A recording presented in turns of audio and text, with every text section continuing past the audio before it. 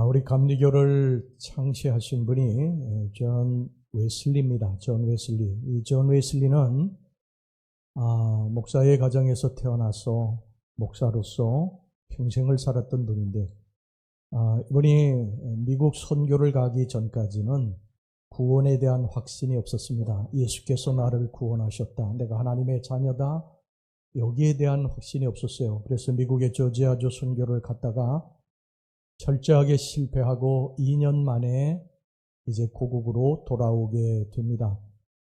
고국으로 돌아와서 절망적인 마음으로 올더스케이트 거리를 거닐다가 작은 채플에 들어갔을 때 설교자가 로마서 1장의 소문을 읽고 있었습니다. 복음에는 하나님의 의가 나타나서 믿음으로 믿음에 이르게 하나니 기록된 바 오직 의인은 믿음으로 말미암아 살리라 함과 같으니라. 로마서 1장 17절 말씀입니다. 그때 이 말씀을 뒤에서 듣고 있던 요한 웨슬레 선생이 그의 가슴이 뜨거워졌다 그랬습니다. 여러분, 하나님의 말씀이 우리들의 심령을 뜨겁게 합니다. 하나님의 말씀을 듣다가 내 가슴에 뜨거운 것이 올라오고 눈물이 쏟아질 때 성령의 강력한 임재가 여러분들에게 있는 것입니다.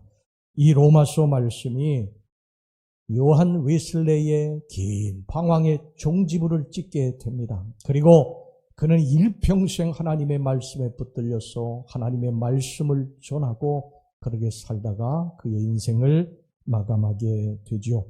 그리고 그가 이런 극적인 체험으로 말미암아 영국 교회를 변화시키고 영국 사회를 개혁시키는 놀라운 일을 하게 됩니다.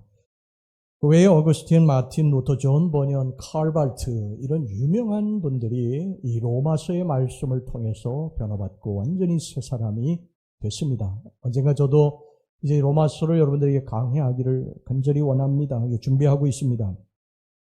이 로마서가 그리스도인들이나 신학자들에게 이토록 강력한 영향력을 끼칠 수 있었던 이유가 무엇일까? 그것은 이 로마서라고 하는 책이 다른 어떤 성경의 말씀보다도 믿음의 본질을 가장 명쾌하게 설명하고 있기 때문입니다.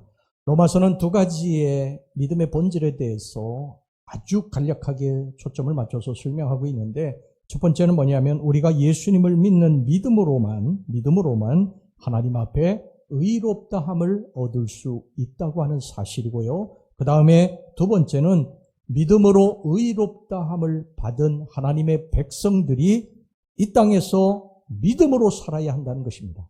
이게 성경의 66권의 본질입니다. 믿음의 본질이에요. 우리가 의롭다함을 받는 것은 우리가 의롭게 살아서가 아니고 예수 그리스도를 믿음으로 의롭다함을 얻는 것이고, 이 의롭다함을 얻은 백성들은 믿음으로 세상을 이기고 살아야 한다는 것입니다.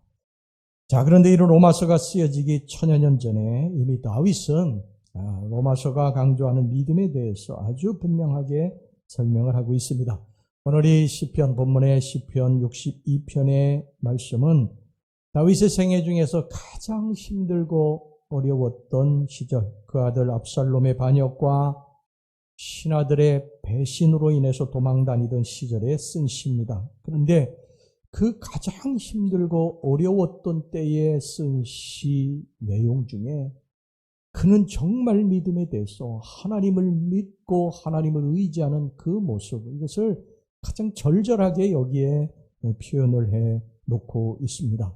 이 다윗은 이 어렵고 인생의 가장 힘든 시기에 하나님을 믿음으로 말미암아 인생의 자기의 삶에 닥쳤던 문제들 하나하나 해결해 나갑니다. 사랑하는 우리 성도 여러분, 살다 보면 힘들고 어려운 일들이 있습니다. 우리가 뜻하지 않은 일들이 우리에게 닥쳐서 우리들이 절망 가운데 빠질 때도 있고 탄식과 눈물로 세월을 보낼 때도 있습니다. 그러나 여러분, 이때가 이제 하나님을 전적으로 의지할 때입니다. 하나님을 붙들고 우리가 하나님을 믿음으로 말미암아 이런 인생의 문제들을 하나하나 헤쳐나가시기를 주의 이름으로 축원합니다. 여러분, 이제 믿음을 갖고 산다고 하는 게 도대체 뭐냐? 우리가 다 하나님을 믿음으로 말미암아 예수 그리스도를 믿음으로 말미암아 의롭다함을 받은 하나님의 자녀들인데, 이 하나님의 자녀들이 믿음으로 산다고 하는 것, 믿음으로 살아서 세상을 이긴다고 하는 게 도대체 뭐냐 하는 것을 오늘 두 가지만 이제 여러분들에게 말씀을 드리겠습니다. 첫 번째는 하나님, 믿음으로 산다고 하는 것은 하나님만 바라보고 하나님만 의지하고 산다는 것입니다. 오직 하나님만 바라보고 하나님만 의지하고 산다. 이게 쉬운 일 같지만 절대 쉬운 일이 아닙니다. 세상에는 우리들이 의지하고 싶은 것들이 너무 많이 있어요. 사람도 의지하고 싶고, 돈도 의지하고 싶고, 권력도 의지하고 싶고, 지위도 의지하고 싶고, 내 지식도 의지하고 싶고, 우리들이 그렇게 살고 싶습니다. 그런데 성경은 우리들에게 뭐라고 말씀하냐면 오직 하나님만 의지하라고 합니다. 하나님만 바라보라고 그렇게 말씀합니다. 여러분, 다윗의 상황을 보세요. 지금 다윗의 상황은요, 정말 어렵고 힘든 그러한 시기였어요. 아들이 아버지를 죽이고 반역을 일으켰어요. 죽이고 이제 왕이 되겠다고 반란을 일으킨 것입니다. 그리고 어제까지 충성을 맹세하고 자기 발 앞에 무릎을 꿇고 아양을 떨던 신하들이 다 배신하고 돌아섰어요. 다 압살롬에 가서 붙었습니다. 여러분, 신하는 말할 것도 없고 아들마저 등을 돌린 세상, 이런 세상에서 다윗이 누구를 믿을 수 있겠고 또 누구에게 자기의 구원을 호소할 수 있겠습니까? 이때 다윗은 이렇게 말합니다. 오늘 여기 본문의 1절 말씀 보시기 바랍니다. 나의 영혼이 잠잠히 하나님만 바라며, 오직 하나님만 바라본다는 것입니다. 세상에 모든 의지할 것들이 하나도 없다는 사실을 이제 깨닫고 사람에게 그 아들에게마저도 배신당한 그러한 상황 속에서 그가 하나님만 바라본다는 거예요. 그 다음에 또 2절을 보시면 오직 그만이, 여기서 그가 누굽니까? 하나님입니다. 하나님만이 나의 반석이시오 나의 구원이시오 나의 산성이라고 그렇게 고백하고 있어요. 또 5절 보겠습니다. 나의 영혼아 잠잠히 하나님만 바라라. 누구만 바라라고 합니까? 하나님만 바라랍니다. 하나님만 바라라. 어떤 단어가 강조됐습니까? 하나님만. 그냥 하나님이 아니라 하나님만. 영어로 보면요, God alone, God only입니다. 오직 하나님만. 우리가 여러분 히브리어 성경으로 이 부분을 보시면요, 이 짤막한 처음 6절에 5번이나 이 단어가 반복돼 강조되는 것을 보게 됩니다. 그래서 히브리어로요, 아주 독특한 발성을 가진 단어인데 아카라는 단어입니다. 아카. 계속 이 단어가 나옵니다. 하나님만.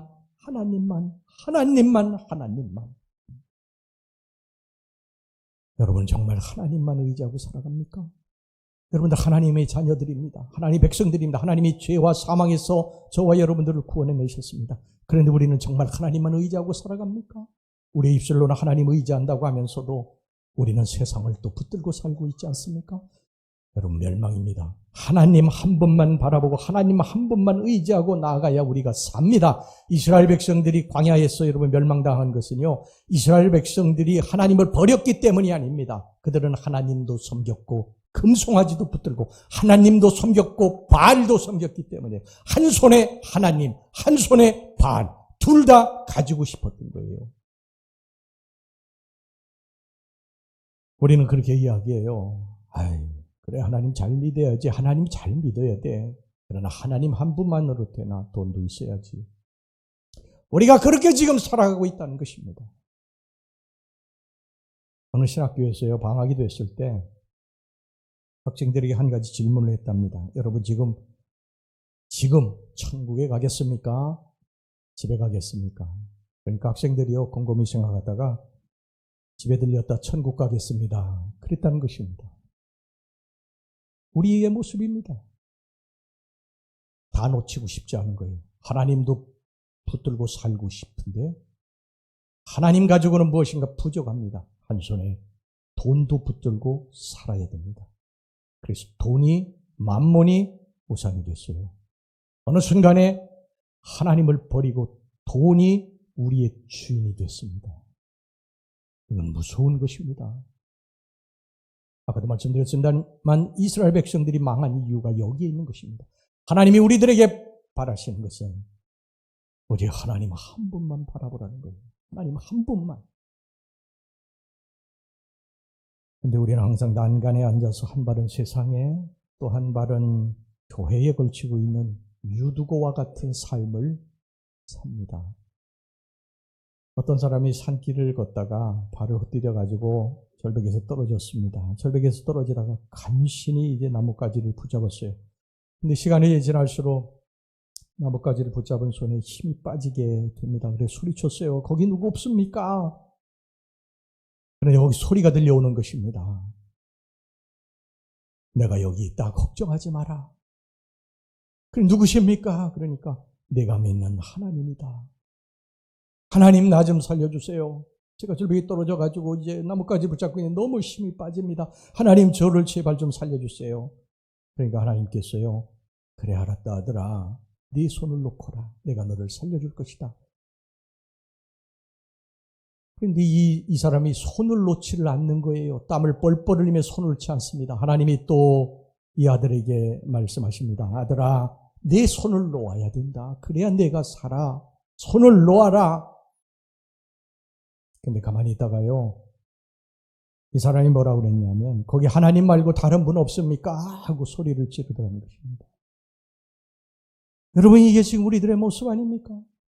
하나님 앞에 우리가 엎드려 기도하고 하나님을 의지하고 살다 하나님으로부터 도움이 오지 않고 우리의 인생의 문제가 계속되면 이제 다른 것들을 기웃거리지 않습니까? 다른 곳으로 지금 우리들이 가고 있지 않아요? 여러분 이 세상 어떤 것이 우리의 믿음의 대상이 되겠습니까? 사람을 믿어보세요. 여러분들 도와줄 것 같은 사람, 믿었던 사람 배신합니다. 여러분 예수님이 12제자를 세우시고 그들을 얼마나 사랑하셨어요. 가룟 유다에게 이 헌금의 곡간을 맡겨주셨어요. 그런데 가룟 유다가 제일 먼저 배신하지 않습니까? 믿었던 사람이 배신당하지 않아요? 가룟 유다에게 배신당하지 않습니까? 나머지 제자들에게 배신당하지 않습니까? 사람들은 여러분 믿음의 존재가 아니에요.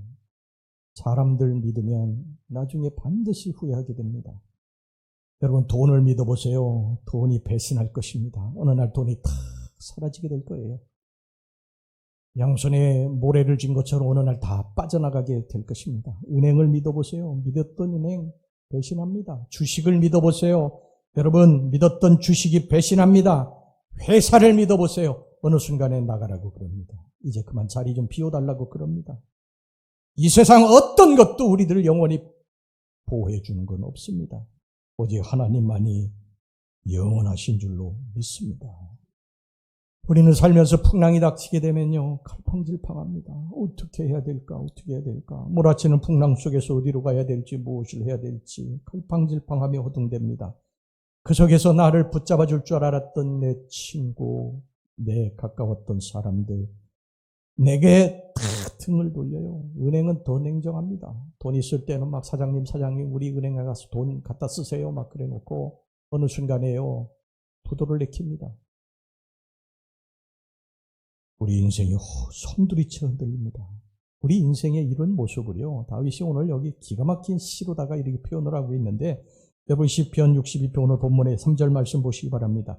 넘어지는 담과 흔들리는 울타리 같이 사람을 죽이려고 너희가 일제히 공격하기를 언제까지 하려느냐. 넘어지는 담이라고 그랬어요. 넘어지는 담. 여러분 담이라고 하는 게 뭡니까? 담이라고 하는 것은 안에 있는 사람을 보호하는 거예요. 우리가 집에다가 담을 치는 것은 뭐 도둑이 들어온다든지 아니면 뭐 어떤 짐승이 들어온다든지 악한 사람들이 들어오는 것을 막는 게 이게 담이에요. 그런데 이 담이 지금 무너지고 있습니다. 그 다음에 여기 또 기가 막힌 표현을 하고 있지 않습니까? 흔들리는 울타리. 울타리도 역시 마찬가지예요. 울타리도 짐승들이 들어오는 거 이런 걸 막는 거예요. 그런데 이게 지금 울타리가 지금 흔들거리고 있는 것입니다. 그렇게 우리가 믿었던 그런 것들이 지금 다 흔들리고 있습니다. 그렇습니다. 여러분 우리가 어느 날 믿었던 건강이 흔들리기 시작을 합니다. 병원에 한번 안 가던 건강한 취지였는데 어느 날 몸이 안 좋아가지고 병원에 갔는데 심각하다고 하는 그런 통보를 받게 됩니다. 건강이 흔들리는 것입니다. 믿었던 사업 어느 순간에 흔들려가지고 와르르 무너지게 됩니다. 믿었던 사람들이 어느 날 배신을 합니다. 인간의 담이 무너지는 것이죠. 어느 날 우리가 믿고 있었던 나를 둘러싸고 있는 모든 것들이 흔들리고 무너지고 있습니다. 보십시오. 여러분 무너지는 담과 흔들리는 울타리. 그런 세상에서 우리들이 낙심하고 절망하지만 이 속에서 하나님이 우리들에게 말씀하시는 것은 내 사랑하는 아들아, 딸아, 나를 바라보라. 나를 의지하라는 것입니다. 세상에 어떤 것도 여러분 우리들을 도울 수 없습니다. 하나님만이 우리들을 도울 수 있습니다. 그 하나님을 믿어야 됩니다. 하나님이 반드시 합력해서 선을 이루어 주실 것을 믿어야 됩니다. 그분에게서 살 길이 나오는 것을 믿어야 됩니다. 다윗도 이 상황에서 이 무너지는 담과 흔들리는 울타리 이 상황 가운데 모든 것들이 다 무너지고 사람도 무너지고 권세도 무너지고 또 지위도 무너지고 건강도 무너지고 다 무너졌어요. 사람들도 다 떠났어요. 그 속에서 고백한 것이 오늘 1절에 나의 영혼이 잠잠히 하나님만 바라며 나의 구원이 그에게서 나오는도다. 5절 보세요. 나의 영혼아 잠잠히 하나님만 바라라. 물은 나의 소망이 그로부터 나오는도다. 7절 나의 구원과 영광이 하나님께 있으며 내 힘의 반석과 피난처도 하나님께 있도다. 여러분 이것을 믿으시기를 바랍니다. 하나님으로부터 구원이 오는 것을 여러분 믿으시기를 바랍니다. 오늘 다윗은요, 이 시편 62편뿐만 아니라 시편 3편에서도 그렇게 고백을 했어요. 3편에 보면요, 제목이 붙어 있는데 다윗이 그 아들 압살롬을 피할 때의 지은 시. 압살롬이 아버지를 죽이고 왕이 되겠다고 반란을 일으켜서 신발도 신지 못하고 머리를 풀어헤치고 통곡하며 피난 갈 때 지은 시예요. 이때 모든 믿었던 신하들, 이 군대 장관들 다 배신하고 다윗을 떠났어요. 그리고 다윗이 정신없이 도망치면서 그가 한 고백이 뭔지 아십니까? 3절에서부터 6절입니다. 시편 3편 3절에서 6절. 여호와여 주는 나의 방패시오 나의 영광이시오 나의 머리를 드시는 자십니다. 내가 나의 목소리로 여호와께 부르짖으니 그의 성산에서 응답하시는도다. 내가 누워 자고 깨었으니 여호와께서 나를 붙드심이로다. 천만인이 나를 애워싸 진친다 하여도 나는 두려워하지 아니하리이다. 할렐루야. 여러분 믿음이라는 것은요 이렇게 절망적인 상황 가운데서도 낙심하지 않고 하나님께 소망을 두는 것을 말합니다. 여러분의 울타리, 여러분의 탐은 지금 어떻습니까? 그냥 견고합니까? 흔들리지 않습니까? 그러면 하나님 앞에 감사하세요. 그러나 지금 많이 탐이 흔들리고 무너지고 울타리가 흔들리고 무너집니까? 이제 하나님 바라볼 때입니다. 하나님만 only God 하나님만 바라볼 때입니다. 하나님만 의지할 때입니다. 우리의 도움이 하나님께로부터 오는 것임을 여러분 믿으시고 하나님만 바라볼 때입니다. 도움이 다른 곳에서 오는 것이 아니에요. 하나님으로부터 옵니다. 하나님이 필요하면 사람을 붙여주시고 하나님이 필요하면 돈을 붙여주시고 하나님으로부터 구원이 오는 것입니다. 여러분 절대 양다리 걸치면 안 됩니다. 양다리 걸치면 안 됩니다. 한 발을 들어서 하나님께로 옮기셔야 됩니다. 시편 121편 1절에서부터 8절 말씀을 보시기 바랍니다. 내가 산을 향하여 눈을 들리라. 나의 도움이 어디서 올까? 나의 도움은 천지를 지으신 여호와에게서로다. 여호와께서 너를 실족하지 아니하게 하시며 너를 지키시니가 졸지 아니하시리로다. 이스라엘을 지키시는 졸지도 아니하시고 주무시지도 아니하시리로다. 여호와는 너를 지키시는 이시라. 여호와께서 내 오른쪽에서 내 그늘이 되시나니 낮에 해가 너를 상하게 하지 아니하며 밤의 달도 너를 해치지 아니하리로다. 여호와께서 너를 지켜 모든 환난을 면하게 하시며 또 내 영혼을 지키시리로다. 여호와께서 너의 출입을 지금부터 영원까지 지키시리로다. 할렐루야. 우리 여러분 이것을 믿고 신앙생활 합시다. 할렐루야. 자, 그 다음에 두 번째 여러분 믿음이라고 하는 게 뭐냐? 믿음이라고 하는 거는요 하나님 한 분만 의지하고 바라보는 게 믿음이고, 두 번째 믿음이라고 하는 것은 우리의 모든 것들을 하나님 앞에 우리의 형편과 처지를 다 토해내는 것을 말합니다. 여러분 우리가 정말 하나님만을 믿는다면요 나의 모든 것들을 하나님 앞에서 토해낼 수 있어야 됩니다. 토해낸다는 건 뭡니까? 끄집어낼 수 있어야 된다는 거예요. 하나님은 우리의 모든 걸 다 아세요. 우리의 속을 다 아십니다. 우리의 깊은 속을 다 아세요. 우리가 아무리 머리에 기름을 바르고 뭐 양복을 입고 뭐 좋은 옷을 입고 멋지게 멋진 말을 하고 그래도 여러분 하나님 우리의 깊은 속을 다 아세요. 우리의 속에 상처, 아픔, 열등감, 부끄러운 죄, 그리고 우리의 속에 있는 분노, 미움, 모함, 시기 다 아세요. 여러분이 다 아시는 하나님 앞에서 우리들이 속일 게 뭐가 있습니까? 속여도 될 수도 없고요. 속일 수도 없고요.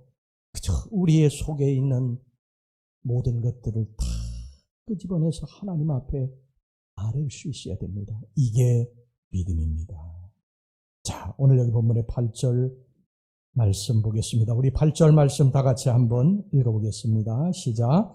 백성들아 시시로 그를 의지하고 그의 앞에 마음을 토하라. 하나님은 우리의 피난처시로다. 백성들아 시시로 그를 의지하고, 시시로라고 하는 말은 영어로 all times, 그러니까 어느 때나 밤이나 아침이나 새벽이나 저녁이나 어디에서나 어느 때나 어느 장소에서든지 하나님 앞에 토해내라는 것입니다. 쏟아내라는 거예요. 내 속에 꼭꼭 숨어있는 모든 것들을 다 쏟아내라는 것입니다. 내가 숨기고 싶은 그러한 내 속에 있는 것들이 있어요. 열등감, 좌절, 눈물, 갈등, 누구에 대한 미움, 그리고 슬픔, 분노, 부끄러운 그러한 죄악들, 이런 것들이 있어요. 우리 속에. 사람은 알지 못하는 것들이 우리 속에 있어요. 상처가 있어요. 이것을 내 아버지 앞에 끄집어내라는 것입니다. 끄집어내서 토해내라는 거예요. 그래야 여러분 하나님과 자유한 관계가 되는 줄로 믿습니다. 여러분 자유한 관계가 뭡니까? 자유한 관계. 자유한 관계는 투명한 관계를 말해요. 자기의 속에 있는 것을 다 끄집어내서 말할 수 있는 관계가 자유한 관계예요. 여러분 사람은요, 편한 사람이 있고 편하지 않은 사람이 있어요. 편한 사람과 동행하면 힘이 안 들어요. 무슨 이야기를 해도 마음이 편합니다. 좀 실수가 있어도 괜찮아요. 그렇게 크게 신경 쓰지 않습니다. 왜냐하면 내가 무슨 말을 해도, 내가 무슨 허물이 있어도 그 사람은 그걸 받아주고 그것에 대해서 트집 잡지 아니하고 또 다른 뒷말을 하지 않는 것을 알기 때문입니다. 그래서 이런 사람과는 계속 같이 있고 같이 다니고 싶고 같이 밥도 먹고 싶고 자기 속에 있는 말을 계속 끄집어서 내서 하고 싶은 것이죠. 이게 편한 관계입니다. 불편한 사람이 있어요. 이런 사람과 동행하면요, 모든 것에 일일이 신경을 써야 됩니다. 실수하면 안 된다. 저 사람에게 트집 잡히면 반드시 저게 문제가 된다. 그래가지고 말도 행동도 자꾸 경직이 되고, 그래서 너무 불편하고 피곤해요. 그래서 어디 같이 가는 거 싫습니다. 이게 자유한 관계가 아닙니다. 여러분, 하나님과 어떤 관계입니까? 여러분들의 속에 있는 것들을 하나님 앞에 나와서 다 끄집어낼 수 있는 그런 관계입니까? 그러면 하나님과 여러분들 자유한 관계예요. 편안한 관계입니다. 앞으로도 계속 그렇게 하셔야 됩니다. 그러면 하나님께서 여러분들을 위로하시고 치유하시고 새 힘을 주실 줄로 믿습니다. 하나님 앞에 나와서 내 속에 있는 것을 끄집어내는 것이 영 불편하면요, 지금 여러분들 하나님과의 관계에 있어서 무슨 문제가 있는 거예요. 죄의 문제가 있든지 어떤 벽이 있는 거예요. 이것을 여러분 파괴하셔야 됩니다. 그리고 하나님 앞에 자유한 관계가 되시기를 주의 이름으로 축원합니다. 속에 있는 말을 해야 돼요. 하나님 앞에. 그것이 설령 정제되지 않은 말이라 할지라도요, 그래서 거칠고 듣기에 민망할 정도의 말이라 할지라도 하나님 앞에서는 꺼리낌 없이 말할 수 있어야 됩니다. 하나님 화가 납니다. 하나님 너무 속에서 화가 나요. 또 심지어 내가 누구 때문에 너무 화가 나요. 하나님 속에서 너무 화가 납니다.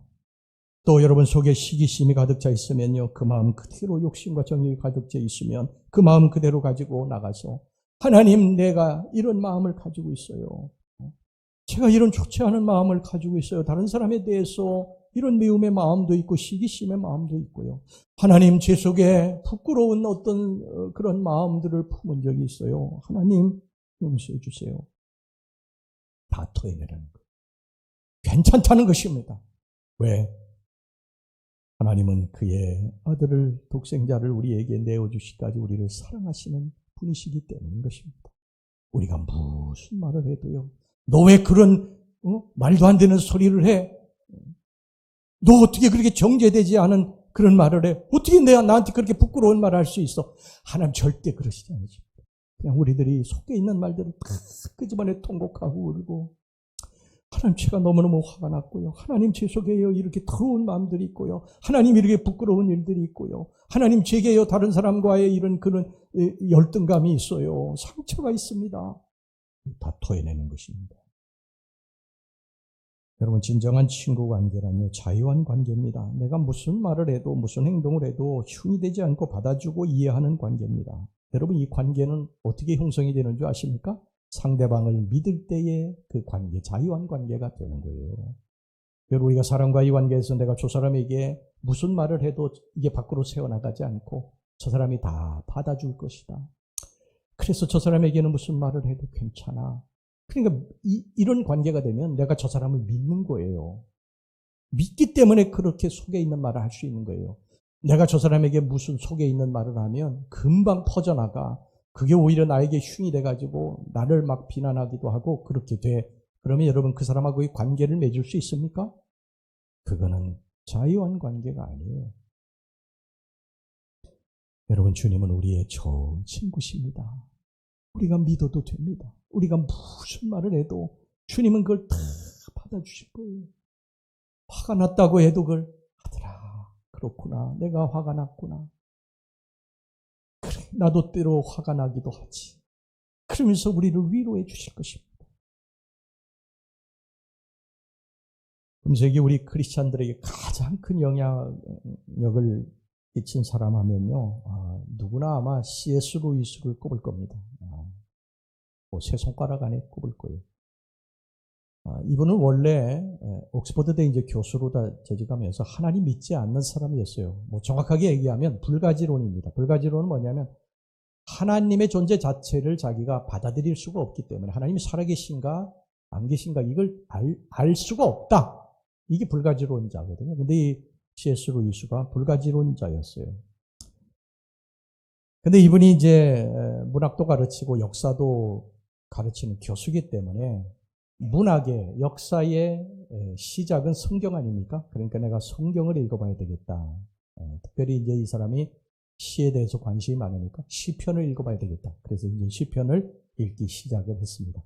시편 1편을 읽었어요. 복 있는 사람은 악인들의 꾀를 따르지 아니하며, not bad, 괜찮다. 괜찮네, 성경의 시편의 말씀. 또 2편을 읽었습니다.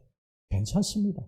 not bad. 3편, 4편, 5편 계속해서 읽었습니다. 근데 시편 이후로 이상하게 시편이 정제되지 않은 말들, 어떻게 보면 거룩하게 생각되지 않는 말들, 어떻게 보면 그 화난 모습 그대로, 분노의 모습 그대로, 이것이 계속해서 시편을 이렇게 도배하는 것을 그가 발견하게 됩니다. 시편에 특별히 여러분 그 109편을 보면요, 7절에서부터 13절까지 이런 말씀이 나옵니다. 여러분 화면을 한번 좀 보세요. 제가 읽겠습니다. 그가 심판을 받을 때에 죄인이 되어 나오게 하시며 그의 기도가 죄로 변하게 하시며 그의 연수를 짧게 하시며 그의 직분을 타인이 빼앗게 하시며 그의 자녀는 고아가 되고 그의 아내는 과부가 되며 그의 자녀들은 유리하며 구걸하고 그들의 황폐한 집을 떠나 빌어먹게 하소서. 고리되고 많은 자가 그의 소유를 다 빼앗게 하시며 그가 수고한 것을 낯선 사람에게 탈취하게 하시며 그에게 인애를 베풀 자가 없게 하시며 그의 고아에게 은혜를 베풀 자도 없게 하시며 그의 자손이 끊어지게 하시며 후대에 그들의 이름이 지워지게 하소서.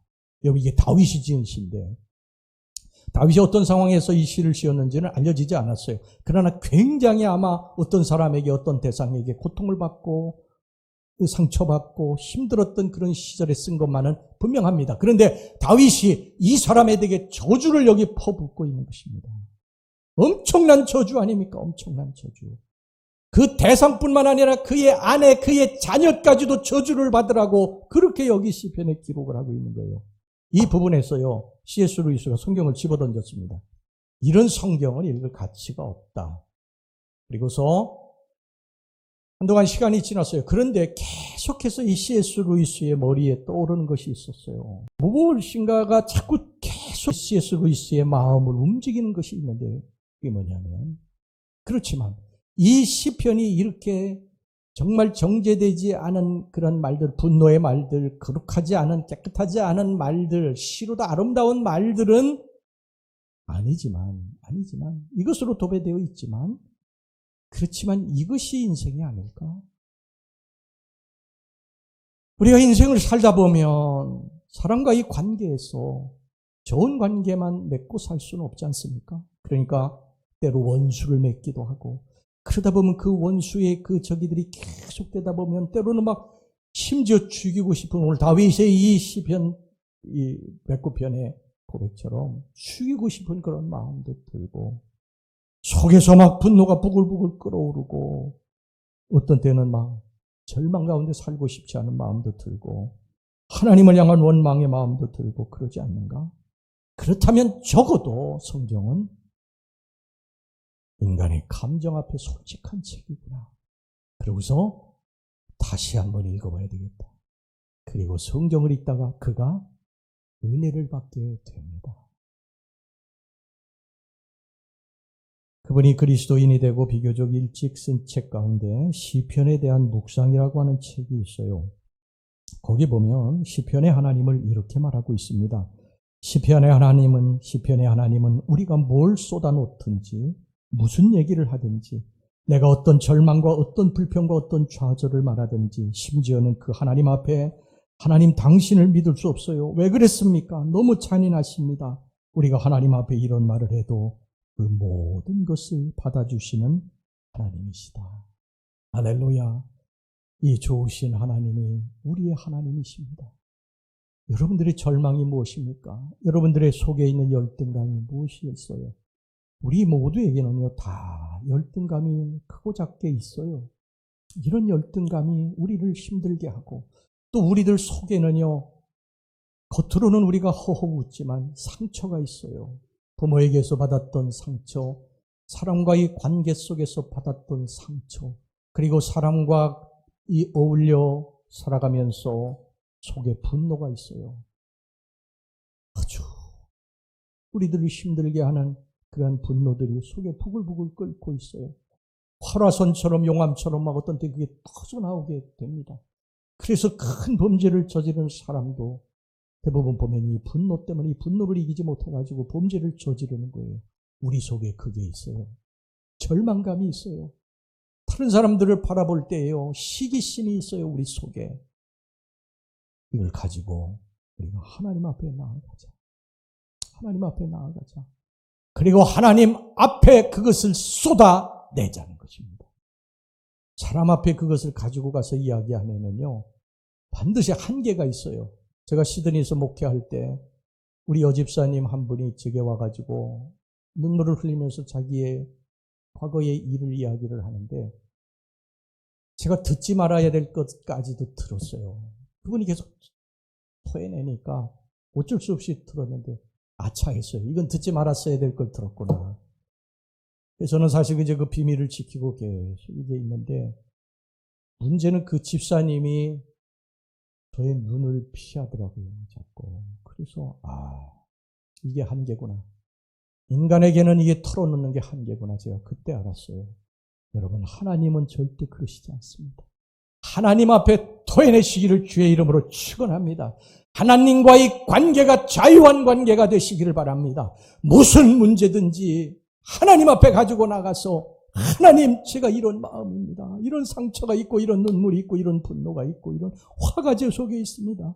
하나님 받아주세요 하고 그러면 우리 하나님이 여러분들의 모든 것들을 다 받아주실 줄로 믿습니다. 여러분 포장하지 마세요. 절대 포장하지 마세요. 우리 의로운 척 해봐야 여러분 우리 절대 의롭지 않아요. 여기 서 있는 이 목사도 의롭지 않고 여기 앉아있는 여러분들도 의롭지 않아요. 우리 인간들은요 소망이 없어요. 전부 의롭지 않습니다. 의인은 없나니 한 사람도 없어요. 그냥 우리가 하나님 앞에 그냥 어린아이와 같이 가서 토해내고 하나님 제가 이런 마음이 있습니다. 하나님 제가 잘못했습니다. 하나님 제게 이런 슬픔이 있어요. 하나님 위로해 주세요 하고 어린아이와 같이 가서 엎드리면 주님이 여러분들을 위로하시고 다시 일으켜 세워주실 줄로 믿습니다.